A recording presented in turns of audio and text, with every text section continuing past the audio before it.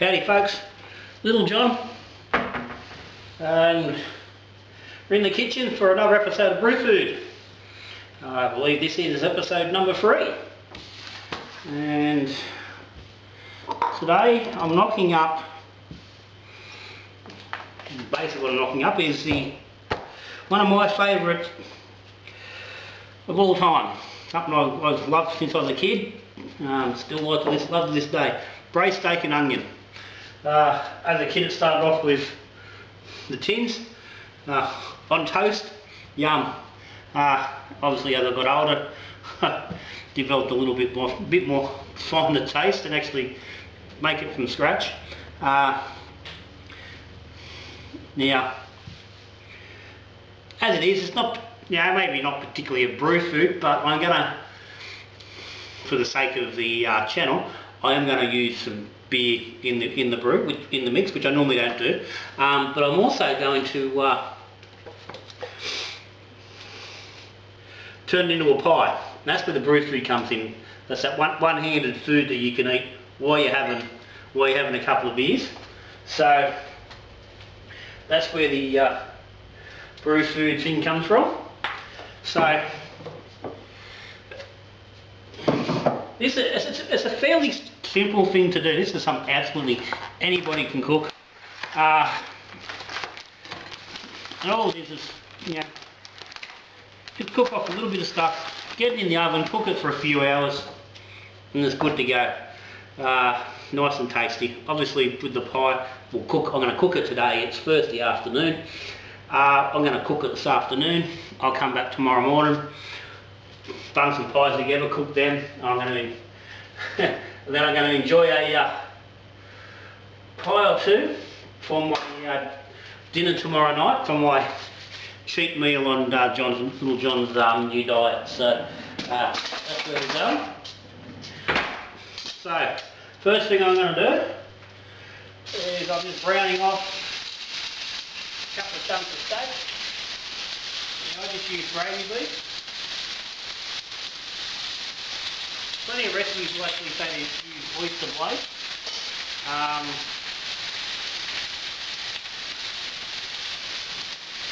Gravy beef cheaper, and I find it works really nice in a recipe. It keeps nice and firm.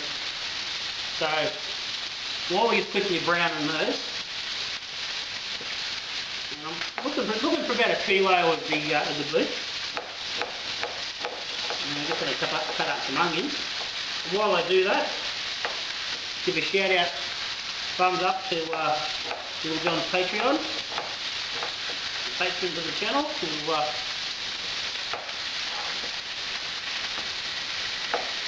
that little bit extra support to Little John, and also thumbs up to any subscribers of the channel. As always, if you aren't subscribed, hit the subscribe button down there in the corner. If you're interested, have a look at Patreon, see what Patreon's about, might be for you. There are bonuses, things that go with it. But as I said, it helps Little John to do extra things on the channel. Instead of just doing simply, just simply knocking out one beer a bloody month and that be it. I'm able to do other stuff as well. So I've chopped up 4 just medium-sized onions. You can use 3 to sort of, it depends what the recipe sort of states. But for me, it's braised steak and onion. It's not just braised steak with onions on the side. The onions are a big part of it. I love the onions. I'm crazy onions, but that's how it is. Onions for us. I've thrown a 4th onion in. They weren't particularly big. So what we want to do, we just want to brown off the steak. And then we're going to add that into our cooker. I'll be using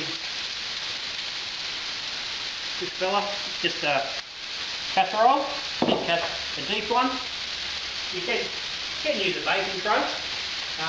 So that's the best size I've got, and that cooks really nice It did have a lid. The lid disappeared. I don't know what happened to the lid. There's a sentimental value of this. This was made by my wife's great auntie by hand and given to us as a wedding present many moons ago. I was at auntie has since died. So it gets a lot of use around here. It's a great dish for this sort of stuff, potato bakes and things like that.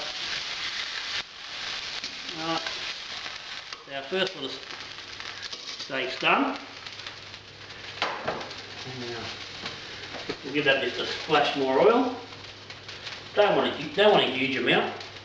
I mean, we don't want to go making things fattier than they need to be and unhealthy.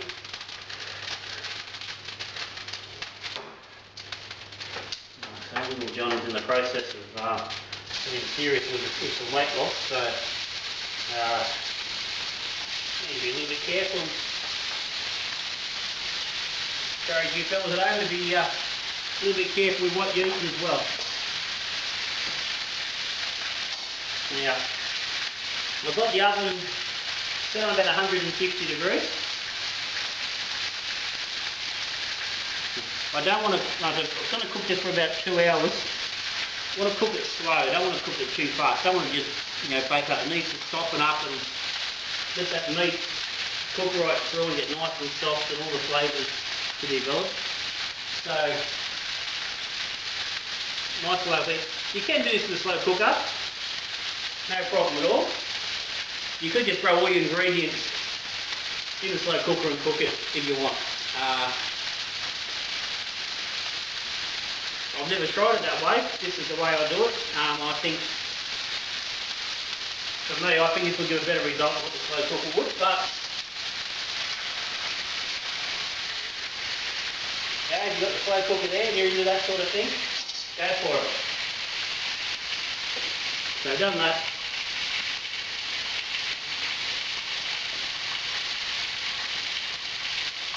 Yeah, well, that's just finishing searing there.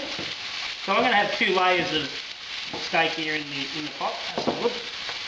I want about 60 grams of butter. Just a good whack. That's going to help me cook the onions.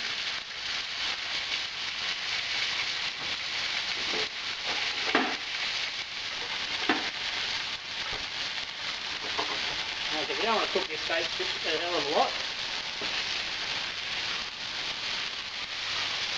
Get it nice and browned and seared. I'm happy with that. Put that into our pot. Righto. So, get our big chunk of butter in the pan. We start cooking down. Alright, we'll add our onions to that.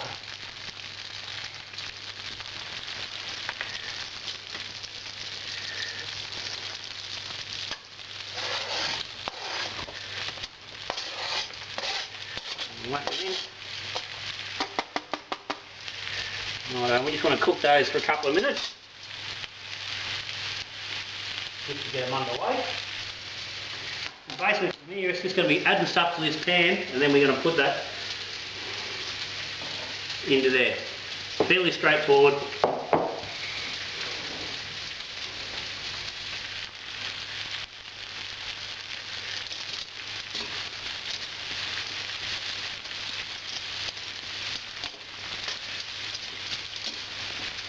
Now, this amount of onions is going to crowd the pan a little bit, but at the end of the day, they're going to bake in the oven, so it doesn't matter if you don't really get them fully cooked in here.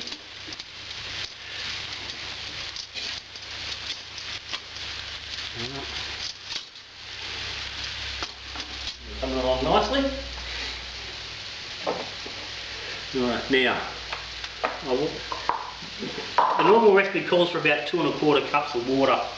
As I said, I'm going to use about 1 cup of, in this case I'm using stomping ground bunker porter. That was just first reasonably plain dark beer I could grab out of the fridge. Probably should have just used one of my own, but it's where we're at. So to that water we're going to add a couple of stock cubes. Now you could just use beef stock if you wanted. As a general rule, I don't like to use ready-made beef stock. I mean, ready-made stocks if I can avoid it. For me, those cartons of ready-made stuff are very underflavoured. They're very light, and they're not particularly real. I think you get far better flavour out of using stock cubes. And I always use OXO. They're in the little square box. They're a bit bigger. They've got far more flavour than the other stuff getting about.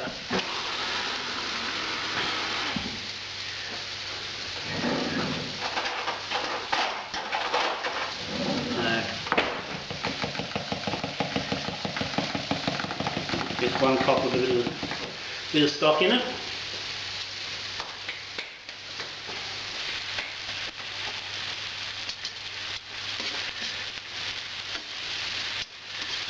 And these onions are coming along. They're just starting to get a little bit of colour.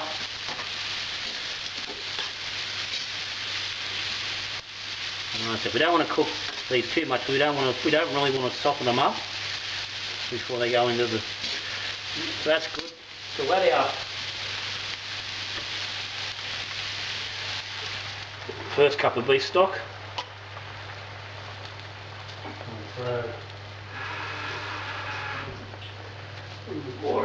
About another quarter of a cup.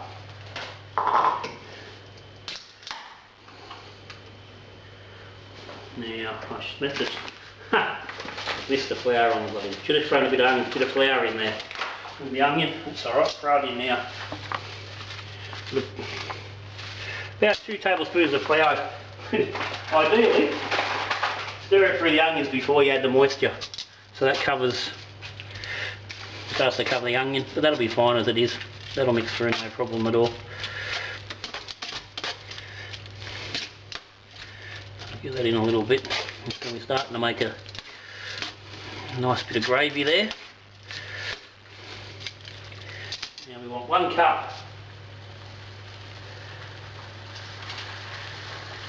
of the beer to make up our extra cup of liquid.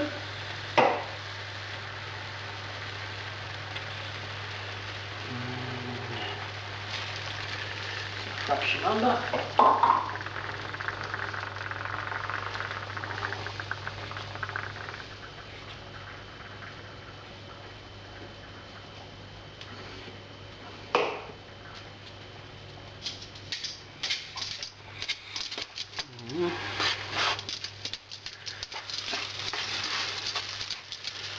Give that a good mix through.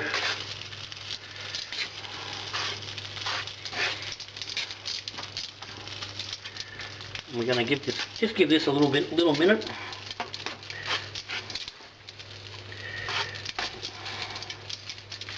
All to come together. So that's making a nice base for our sauce. Now to that we are going to add a generous grind of salt and pepper.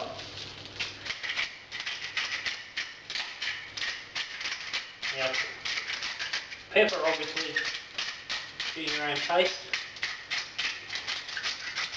but you don't want it overpowering. It's not. Pepper isn't the driving force. It's just there to give a little bit of a lift. Bit of salt. And that. Go for some bit of the old Worcestershire sauce. We want a good tablespoon of that. Give it a good glug. Our recipe's a tablespoon of tomato paste. I haven't got any tomato paste. I've missed it on the shopping. So just a bit of tomato sauce. Vegemite. Yep. Just that little bit just a teaspoon of Vegemite, and that really does just add a nice little character to the finish. Really gives your braised steak the Aussie touch.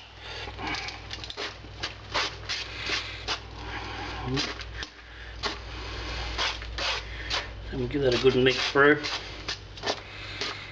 and making sure that Vegemite's through there good. Everything's together.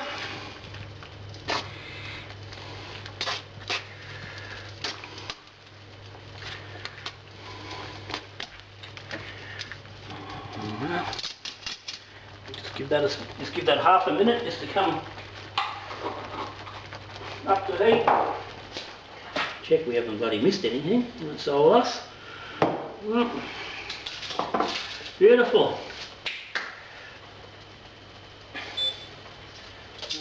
That's good. And now we're going to pour this just straight over the top of our steak in our casserole. Just straight over. And we'll cover them up. And that fills me just below the top. Perfect size.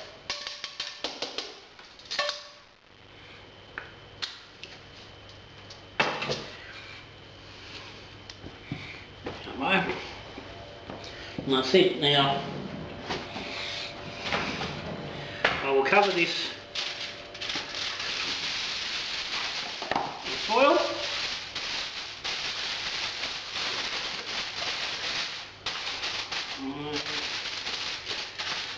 Not a real tight cover, just a loose cover. And into the oven. I can adjust my rack.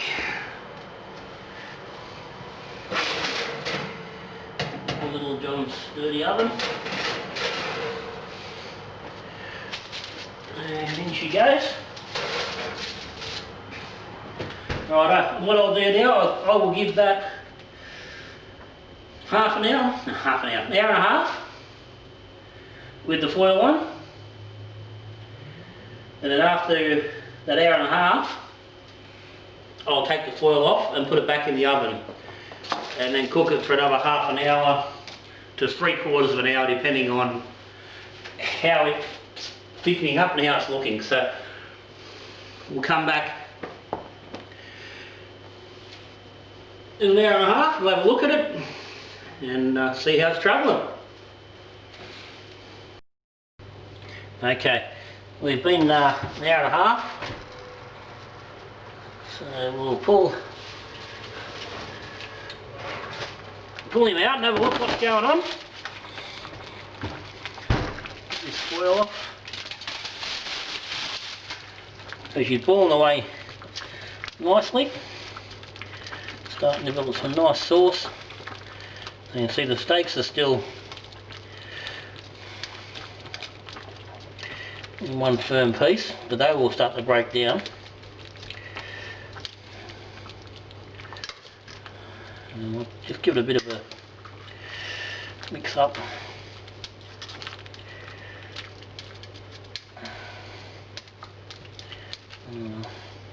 That's looking good. So, back underneath. Alright, so this will go back in the oven now. We'll give it half an hour and see how she's looking.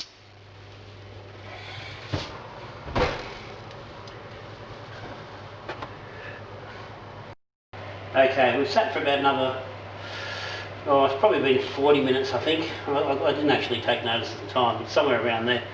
So, I'm pulling him out now.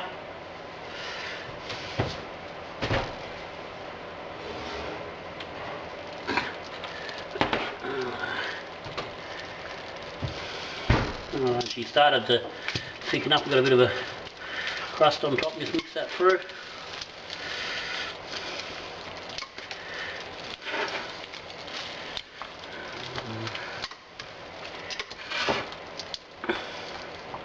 You can see the steak's starting to just break apart now.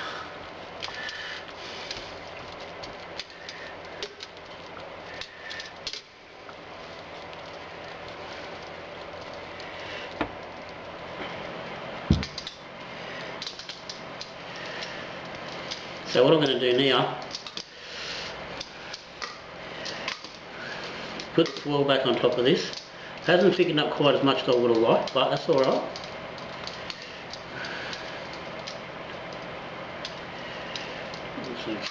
So you can see the beef's just starting to pull apart, so I've got some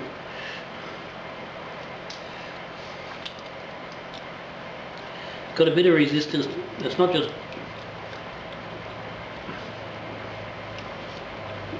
it's not falling apart, which you don't want. You still want some texture and some firmness in it.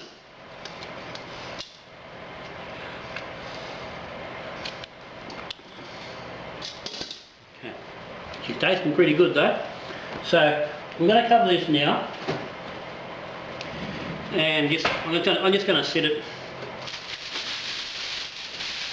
till it cools down. So probably another 2 hours just sitting on top of the stove. And that last 2 hours, it'll just thicken up, and the steak will just get a little bit softer and just, get a little bit more ready to fall apart. And then tomorrow, come back and we'll get these into some pies. So I'll finish up, and I'll catch you shortly tomorrow. Righto folks, we're back. It's the next morning, Friday morning, so we're ready to put these pies together. Now, I've just had this just sitting out on the stove, just left it covered overnight, and it's all thickened up nice, so a nice mix through, and it's nice and thick and easy to work with. It's good and tasty. I had couldn't help myself, I had some last night on toast for dinner. Mrs. Little Jade decided she's going to have something nice and easy for dinner. She was home a bit late, so I went with the braised steak for my own dinner. So, pastry. Now I just use, okay, not going to get as many out as I was hoping I would. So, let's actually unwrap a few more sheets of pastry.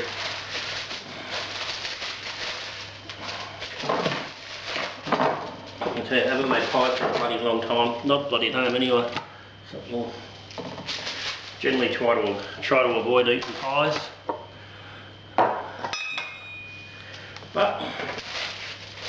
there we go. So just using ready-made frozen pastry, it's far easier. I mean, of course you can make your own if you want, but store-bought stuff is easy to deal with, so I won't bother mucking around. And what I've got is, I have short crust pastry for the bases, and puff pastry for the top. So I want to cut out just a square.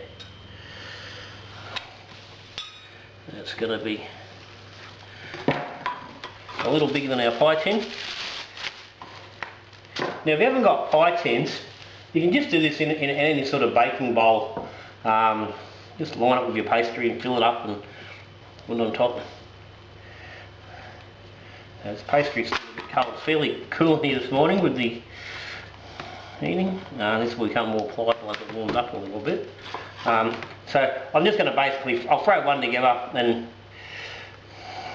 that'll be, you don't want to stand here and watch me putting, a whole bunch of pies together. Yeah, that pastry's becoming a little hard to work with. Bloody thing.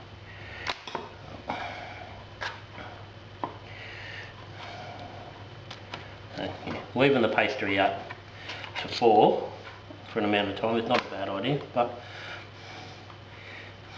it does make it easier to work with, but we can just work it in together, it'll be fine, as long as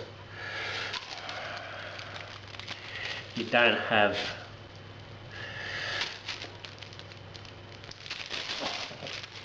air spaces, all will be good.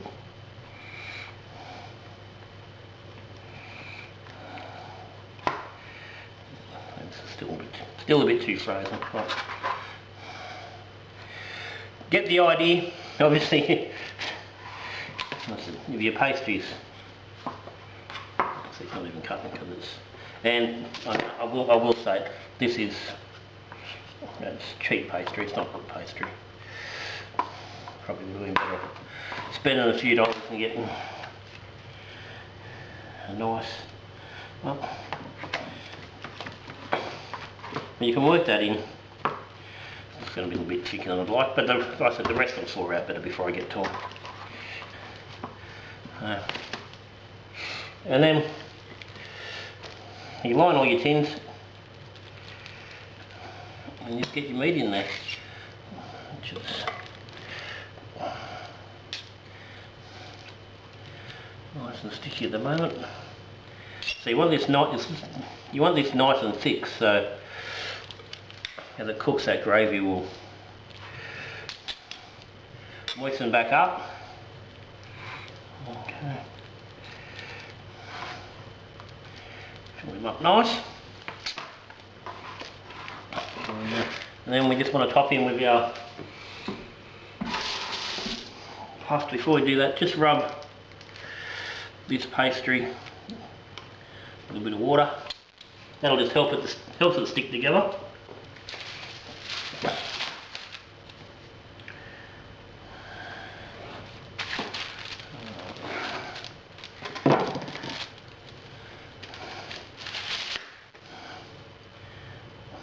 The top on, seal it down and work it into the pastry underneath, and the same thing, we can just run your knife around the edge of your tin, take it off.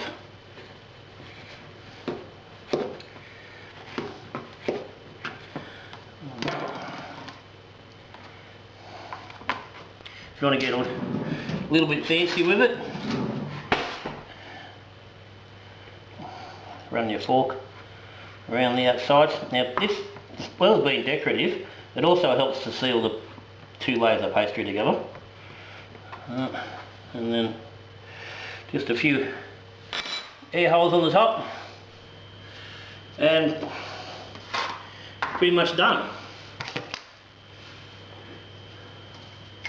Just give them a bit of a brush with some milk, and that'll help the pastry to brown and also stops it from burning too quickly when it first goes in the oven. And that's it. Now you can just throw them in like that. So I'm going to go through now. I'll do the rest of them. I'll get them in the oven. Oven's going 180 degrees. They'll go in there for about 15 minutes. You sort of just keep an eye on them, see how the pastry's going. Will depend on your oven. Be anywhere from sort of 15 to 20 minutes. And I'll come back and we'll have a taste of one. Righto folks, pies are done. Now, I got them in and I got a bit distracted. Just a little more, not a lot, they're just starting to get a bit brown around the edges. So let's get one out. She looks like she's looking pretty good. Nice good base. So these are sat and cooled a little bit, so these are good to handle. Possibly could have been a little bit warmer for right now, but that's all good. I'm going to get into one. Now, what we'll do, throw a bit of the old dead horse on there. Now, this is courtesy of Jason Mullows. Jason, one of my patrons, sort of lives local, and he keeps me in some tomato relish and some homemade tomato sauce, which are the run on low Joes. It's quite tasty. So we'll get a whack on there.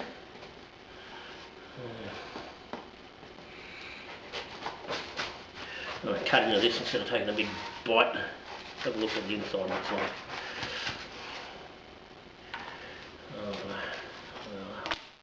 That looks alright, a bit of steam coming off there.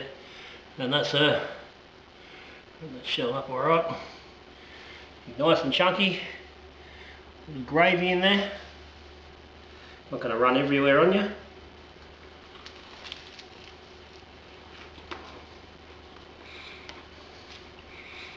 Oh. Oh, that's good eating. Yummo. Even with being overcooked a little bit, the pastry's come up really nice. That's good. Righto. I'm going to plate this up. I'm going to go and sit down and have myself some lunch. I've got work in just under an hour, so lunch before I go. A couple of pies for that. Beautiful. Any comments, any questions, stick them down the bottom. As always, subscribers, patrons, cheers guys, thanks again. That's me, Little John. Brew food number 3, braised steak and onions. As I said, have it on toast, have it with some mashed potato and some veggies. I'll stick it into a pie. It's good food. Certainly, that's great. You know, wasn't working the Savo, I'd be sitting down having a beer with that. Anyway, that's me, Little John, for the day. Till I see you again. Good brewing.